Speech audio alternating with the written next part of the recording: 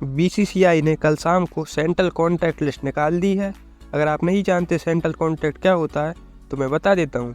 देखिए, बीसीसीआई एक लिस्ट जारी करती है जिसमें 4 कैटेगरी होती हैं और इनमें अलग अलग कैटेगरी में अलग अलग प्लेयर्स होते हैं। पहली कैटेगरी होती है A+, दूसरी होती है A, तीसरी होती है B और चौथी होती है C। जो सबसे प्रीमियम खिलाड़ी होता है वो सबसे ऊपर वाली कैटेगरी यानी A+ में होता है और इसी तरह खिलाड़ी की उपयोगिता के हिसाब से उसे अलग अलग कैटेगरी में डाला जाता है। जो किसी कैटेगरी में नहीं है इसका मतलब वो फिलहाल बीसीसीआई की नज़र में नहीं है। हालांकि इसका मतलब ये नहीं है कि उसको सेलेक्ट नहीं किया जाएगा, लेकिन जाहिर सी बात है सेंट्रली कॉन्ट्रैक्ट प्लेयर को प्रेफरेंस पहले दी जाएगी। ईशान किशन और श्रेयस अय्यर को इस लिस्ट में जगह ना मिलना एक ऐसी लिस्ट में जिसमें ऋषभ पंत है जिन्होंने 1 साल से क्रिकेट नहीं खेला, एक ऐसी लिस्ट जिसमें KS भरत को भी जगह मिल गई, उसमें ईशान किशन और श्रेयस अय्यर को जगह ना मिलने का तो एक ही मतलब होता है डिसिप्लिनरी एक्शन। वरना ईशान किशन पिछले साल के दिसंबर तक टीम इंडिया में खेल रहे थे, जबकि श्रेयस अय्यर ने तो इंग्लैंड की सीरीज में दूसरे मैच तक में हिस्सा लिया है। इतने रिसेंट खिलाड़ियों को निकालने का एक ही मतलब है कि बीसीसीआई ने जो मैंडेट जारी किए थे इन दोनों ने उसको पूरा नहीं किया और इस वजह से अब ये दोनों सेंट्रल कॉन्ट्रैक्ट का हिस्सा नहीं है।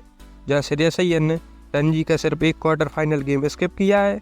वनडे की टीम में वो लगातार बेहतरीन प्रदर्शन कर रहे हैं। वर्ल्ड कप सेमीफाइनल में उन्होंने सेंचुरी मारी थी।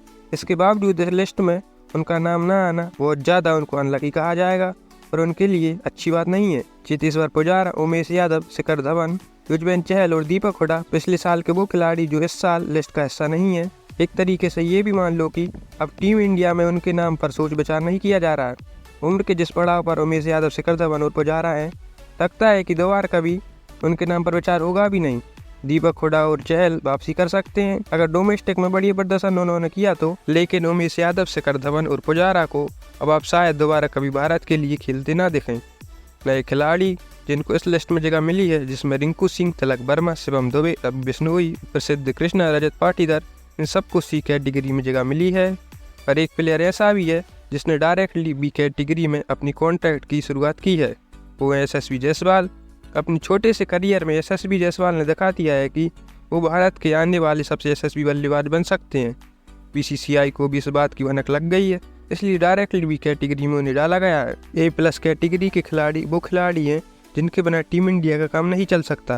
विराट कोहली, रोहित शर्मा, जसप्रीत बुमराह और रविंद्र जडेजा ये चारों ही इंडियन क्रिकेट के सूरज है। A+ अकेली ऐसी कैटेगरी है जहाँ पर कोई बदलाव नहीं हुआ है, यानी इस कैटेगरी में पिछले साल भी यही 4 खिलाड़ी थे और इस साल भी यही 4 खिलाड़ी हैं। हालांकि इस लिस्ट में शुभमन गिल और सिराज को भी डाला जा सकता था क्योंकि ये दोनों भी बाकी चारों की तरह इंडिया के ऑल फॉर्मेट के खिलाड़ी हैं। इसके अलावा बीसीसीआई ने कहा है कि आने वाले टाइम में कोई खिलाड़ी अगर कम से कम 10 टेस्ट या फिर 8 वनडे मैच खेल लेता है तो उसको ऑटोमेटिक C कैटेगरी में कॉन्ट्रैक्ट मिल जाएगा। जैसे ध्रुव जुरैल और सरफराज खान जिन्होंने इस टेस्ट सीरीज में 2 टेस्ट मैच खेल लिए, अगर वो अगला होने वाला धर्मशाला टेस्ट भी खेल लेते हैं तो दोनों भी C कैटेगरी का हिस्सा बन जाएंगे। वीडियो पसंद आई हो तो वीडियो को लाइक करें और चैनल को सब्सक्राइब करना ना भूलें। धन्यवाद।